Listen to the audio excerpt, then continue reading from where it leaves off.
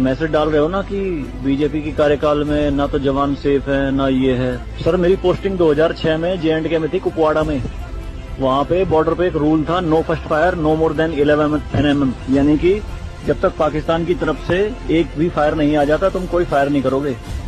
No more than 11 mm मतलब वो हमारे ऊपर RPG चलाएं, मोटरार चलाएं, कुछ भी चलाएं, हम 11 mm से ऊपर का राउंड नहीं चला सकते थे वहाँ पे।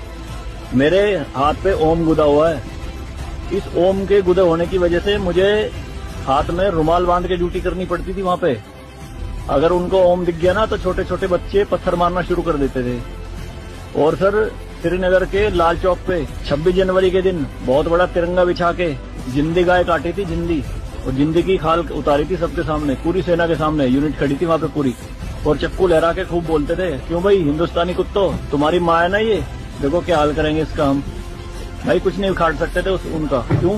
क्योंकि सेंट्रल में गवर्नमेंट गंडवी थी, नपुंसक गवर्नमेंट थी।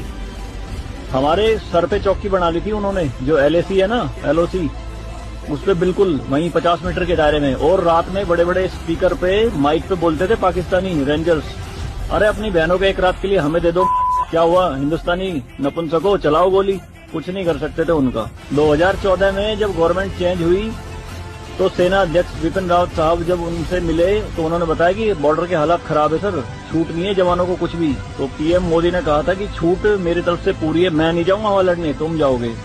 आज की डेट में आप मुझे एक भी चौकी बता दो अगर वहां ढूंढने से मिल जाए। दूरबीन लगा के देखनी पड़ती है पहाड़ों में, वो भी बंकरों में है अंदर, सारी लगा दी उन्होंने तोप उड़ा के।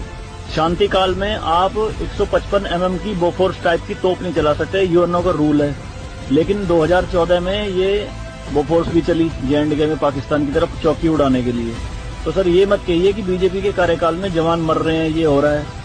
सर सेना के जो हाथ खुले हैं ना वो बीजेपी के कार्यकाल में खुले हैं। मैं इसका जीता जागता प्रत्यक्ष आपके सामने बैठा